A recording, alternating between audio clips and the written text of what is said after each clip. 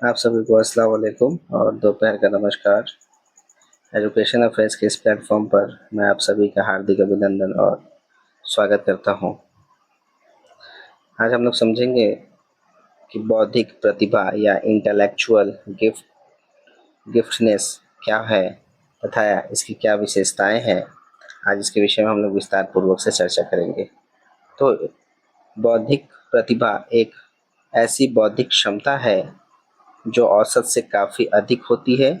इसे अक्सर उच्च क्षमता या विलक्षण प्रतिभा के रूप में भी जाना जाता है। बौद्धिक रूप से प्रतिभाशाली व्यक्ति, विशेष रूप से बच्चे, एक एक से अधिक क्षेत्रों में असाधारण योग्यता या क्षमता दिखाते हैं जो उनके साथियों की तुलना में काफ़ी उन्नत होती है।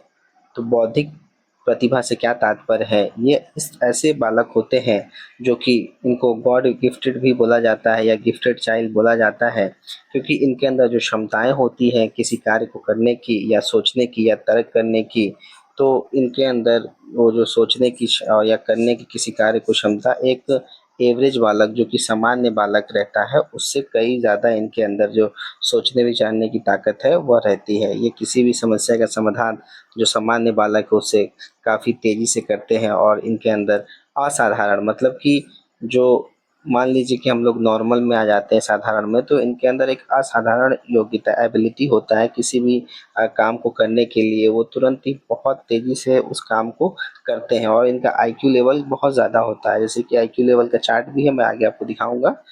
उसमें आईक्यू लेवल को डिवाइड किया गया है कि कौन से लेवल पे बच्चा रहता है तो उसका आखिर आईक्यू क्या रहता है। जैसे कि विशेष करके देखा जाए तो नॉर्मल जो आईक्यू है वह 90 से लेकर के 110 के बीच में जिसका आईक्यू रहता है लेवल, वह एवरेज में कहलाता है। बट यहाँ पे 130 प्लस किसका रहता है? जो गिफ्टेड चाइल्ड होते हैं, जो बौद्धिक प्रतिभा के बालक होते हैं।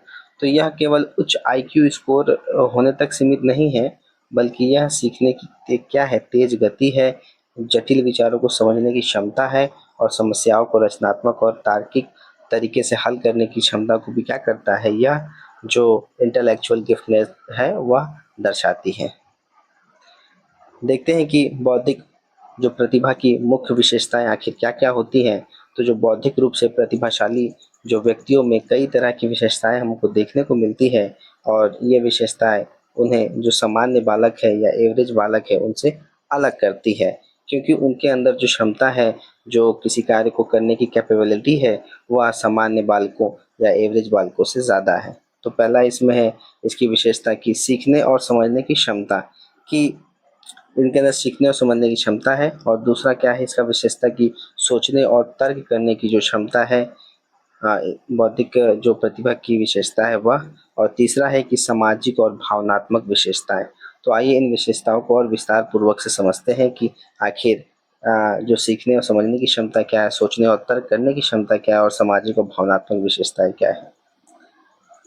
सबसे पहले यहाँ पे देखते हैं कि जो सीखने और समझने की क्षमता है, जो इनकी बौद्धिक जो प्रतिभा या गिफ्टेड चाइल्ड है उनकी जो विशेषता है, तो इसमें जो सीखने और समझने की क्षमता उससे क्या तात्पर्य है कि तेज सीखने की गति की। ये बच्चे क्या हैं, जो एवरेज बालक होते हैं, जो सामान्य बालक की जो तुलना है इनमें बहुत ज़्यादा तेजी होता है किसमें, जो गिफ्टेड चाइल्ड है। या जैसे कोई भी नई जानकारी हो गई या फिर कोई नया कंसेप्ट हो गया, जैसे मैं मान लीजिए आपको यह पढ़ा रहा हूँ टॉपिक, जो गिफ्टेड चाइल्ड है और इसको आप बहुत तेज़ी से इस कॉन्सेप्ट को समझ रहे हैं।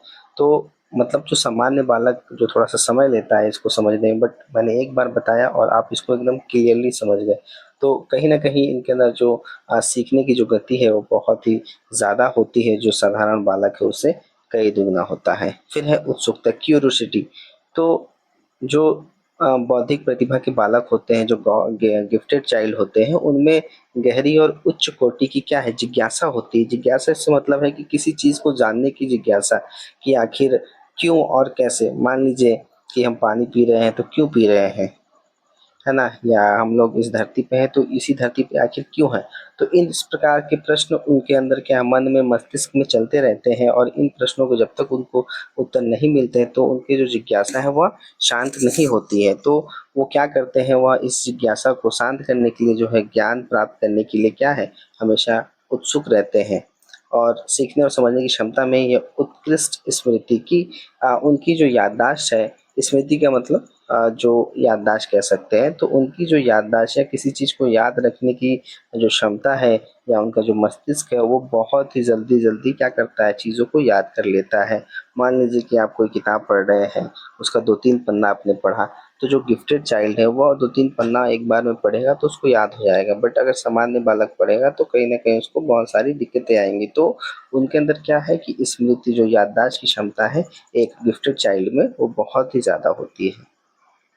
दूसरा है सोचने और तर्क करने की क्षमता।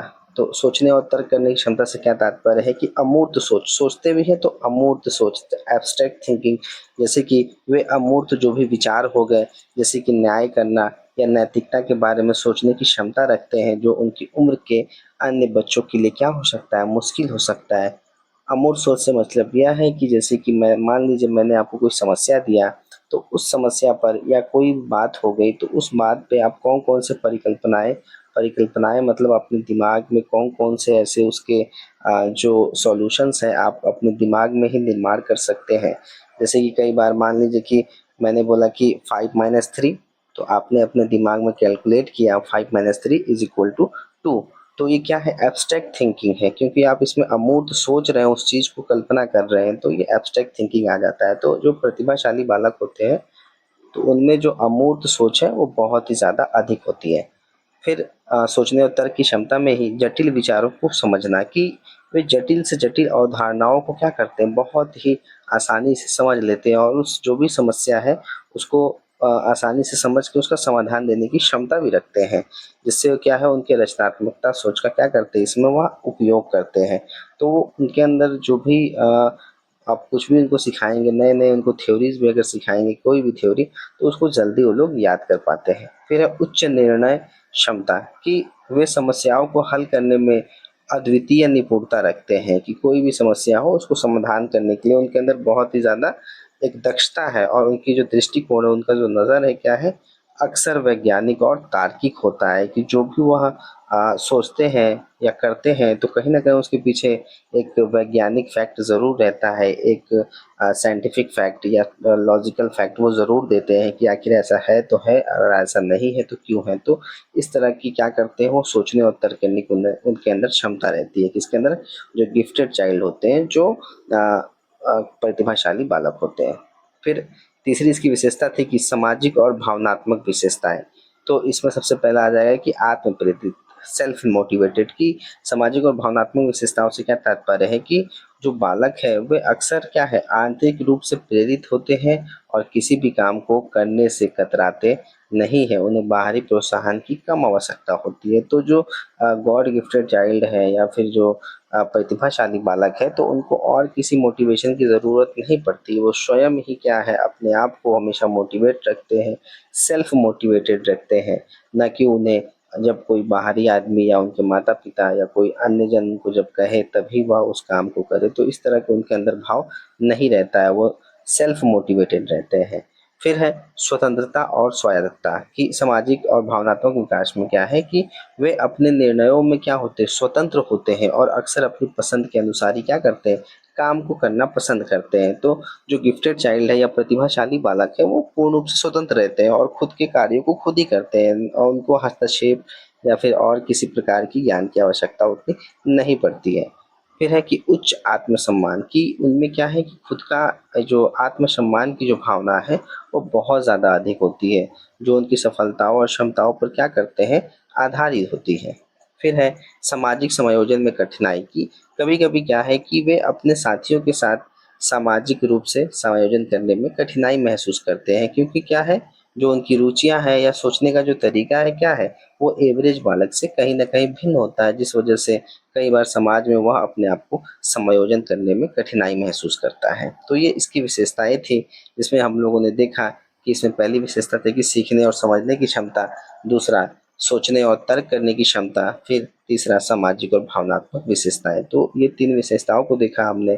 फिर आगे देखते हैं कि आईक्यू और बौद्धिक प्रतिभा कि आईक्यू जिसे हम लोग बुद्धि लब्धि इंटेलिजेंस क्वोशिएंट कहते हैं, वो स्कोर अक्सर बौद्धिक प्रतिभा को मापने का एक तरीका माना जाता है, लेकिन यह एकमात्र कारक नहीं है। तो आईक्यू क्या है, एक अक्सर क्या करता है, जो प्रतिभा है, आखिर कौन बालक कितना प्रतिभा है, कितना चालाक है, कितना तर्कपूर्ण है, तो यह आईक्यू क्या करता है, एक मापने का, एक मापन का तरीका है। वह मापता है कि आखिर वह कितना चालाक है या कितना नहीं है। तो यह क्या करता है, एक हमें अंक प्रदान करता है। बट क्या है, यह एक मात्र कारक नहीं है, बल्कि क्या है, यहाँ पे औसत आईक्यू और उच्च आईक्यू है। जैसे कि औसत आयु से क्या तात्पर्य है कि सामान्य लोगों का आईक्यू क्या है, अक्सर इनका जो स्कोर है 90 से 110 रहता है, जो कि मैंने बताया। तो जो सामान्य बालक है उनका 90 से लेकर के 110 के बीच में आईक्यू रहता है। मान लीजिए कि इस आईक्यू को नापने के लिए बहुत सारे टेस्ट होते हैं ना, तो जब उन टेस्ट को आप दे देते हैं तो उसके आधार पे आपके आईक्यू का निर्धारण किया जाता है। तो 90 से 110 के बीच में आ रहे हैं, इसका मतलब कि आप सामान्य आईक्यू वाले हैं। फिर है उच्च आईक्यू। उच्च में क्या है कि जिन व्यक्तियों का जो आईक्यू है 130 प्लस रहता है, कितना, 130 प्लस जिन बालकों का, व्यक्तियों का रहता है, तो उनमें क्या है, वह हमेशा क्या कहलाते हैं, प्रतिभाशाली कहलाते हैं, या उनको माना जाता है, क्योंकि बहुत अधिक प्रतिभाशाली व्यक्तियों का आईक्यू 140 या उससे भी अधिक हो सकता है। ठीक, तो ये उच्च आईक्यू वाले बालक होते हैं। उच्च से क्या ही मतलब है कि उनके अंदर सोचने की, करने की, किसी कार्य को जो क्षमताएं हैं, या फिर अपने आप को कोई भी प्रश्न का या फिर कोई समस्या का समाधान करने में उनके अंदर क्या है, बहुत ही ज़्यादा स्वयं की प्रेरणा रहती है और बहुत ही अच्छे से वो उस चीज़ को कर लेते हैं। तो यह ध्यान रखना क्या है, महत्वपूर्ण है कि आईक्यू स्कोर केवल क्या है, एक माप नहीं है। बौद्धिकता बौद्धिक प्रतिभा में न केवल उच्च आईक्यू शामिल है, बल्कि इसमें रचनात्मकता, नेतृत्व क्षमता और किसी विशेष क्षेत्र में असाधारण कौशल भी क्या है, इस बौद्धिक प्रतिभा में शामिल है। सिर्फ आईक्यू शामिल नहीं होता है, सिर्फ आईक्यू 140 होने से नहीं, बल्कि क्या है, उसमें क्रिएटिविटी हो, लीडरशिप की भी एक भावना हो, और वह अपने विशेष क्षेत्र में या किसी भी क्षेत्र में साधारण बालक से क्या हो, बहुत ही डिफरेंट हो। आगे है कि बौद्धिक रूप से प्रतिभाशाली बच्चों की पहचान और शिक्षा, कि आखिर हम लोग किस प्रकार से जो बौद्धिक रूप से जो प्रतिभाशाली बालक है या जो गॉड गिफ्टेड चाइल्ड है, आखिर हम लोग उसकी पहचान कैसे करेंगे और उनको शिक्षा कैसे प्रदान करेंगे। तो थोड़ा इसके विषय में भी देख लेते हैं। तो जो बौद्धिक रूप से प्रतिभाशाली बच्चे हैं, आखिर उनकी पहचान कैसे होगी। तो ऐसे बच्चों की पहचान शुरुआती उम्र में ही हो सकती है। अगर हम पहचान करना चाहें तो स्टार्ट में ही कर सकते हैं, जब वे सामान्य की तुलना में जल्दी, जैसे कि सामान्य में जो छोटा बालक है वह मान लीजिए कि 2 साल की उम्र में कुछ सार्थक शब्दों को बोलना शुरू कर देता है, बट वहीं पे जो प्रतिभाशाली बालक रहेगा या बालिका रहेगी, तो वह क्या है, वहाँ पे सार्थक शब्दों का प्रयोग करते करते बहुत सारे वाक्यों का भी प्रयोग शुरू कर देगी। या फिर मान लीजिए कि बहुत सारे जो सामान्य बालक हैं, वो जैसे कि बोलना हो गया, चलना हो गया, पढ़ना या सीखना या कुछ भी हो गया, तो उनके मुकाबले वह उस काम को पहले कर लेते हैं। कौन, प्रतिभाशाली बालक। तो हम लोग इस चीज़ से उसकी पहचान कर सकते हैं, जो उनकी तेज सीखने की जो गति है और जो गहरी जिज्ञासा है, जो एक क्यूरियोसिटी है, तो उससे भी हम लोग क्या कर सकते हैं, उसकी पहचान कर सकते हैं। अब बात आती है शिक्षा की। जो प्रतिभाशाली बच्चों को अक्सर क्या है, विशेष शैक्षिक कार्यक्रमों या फिर गिफ्टेड प्रोग्राम की क्या होती है, आवश्यकता होती है। क्यों, क्योंकि इनके मस्तिष्क जो समस्या समाधान की जो भावना होती है बहुत ज़्यादा होती है इनके अंतर्गत, है ना, इनके अंदर, इनके मस्तिष्क में। तो कहीं ना कहीं हमें कुछ ऐसे प्रोग्राम ज़रूर चलाने चाहिए जिससे क्या हो, जो ये विशेष जो गिफ्टेड चाइल्ड है उनको क्या हो, और जो उनकी आवश्यकता है उसकी पूर्ति हो सके। तो जो उनकी उन्नत क्षमताओं को क्या करे, चुनौती दे सके। यदि उन्हें पर्याप्त शैक्षिक प्रोत्साहन नहीं मिलता है तो वे उब सकते हैं। ठीक है, जैसे मान लीजिए कि अगर उनको उनकी आवश्यकताओं के अनुसार अगर शिक्षा नहीं मिलता है तो कहीं ना कहीं उब जाएंगे या उस चीज़ से वो दूर भागेंगे, जिससे क्या उनकी सीखने की जो प्रक्रिया है उस पर नकारात्मक प्रभाव भी पड़ सकता है ना।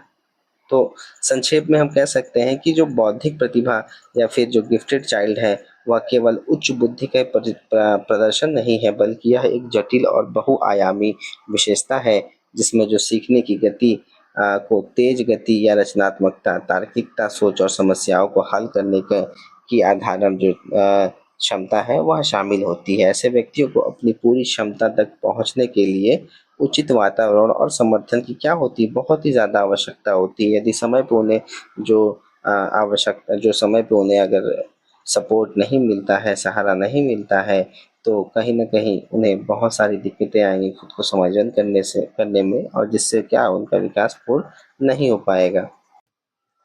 यहाँ पर आईक्यू का जो है चार्ट दिया गया है, जहाँ पर बताया गया है कि कौन से लेवल पर जब बच्चा रहता है तो उसका आईक्यू क्या रहता है और उसको कौन सा क्लासिफिकेशन या कौन से वर्गीकरण में रखा जाता है। जैसे 69 एंड बिलो होगा, अगर उसका आईक्यू लेवल 69 या 70 से बिलो होगा तो उसको इंटेलेक्चुअली पुअर कहा जाएगा। फिर अगर 70 से 79 रहता है तो बॉर्डर लाइन कहा जाएगा। फिर 80 से 89 रहेगा तो बिलो एवरेज, मतलब सामान्य बालक से थोड़ा सा नीचे उनको कहा जाएगा। फिर 90 से 109 या 110 के बीच में क्या होते हैं, ये सामान्य बालक होते हैं। ठीक है, 90 से 109 या 110 के बीच में सामान्य बालक कहलाते हैं। फिर उसके बाद 110 से 119 के बीच हाई एवरेज, मतलब कि सामान्य से थोड़ा सा ज़्यादा।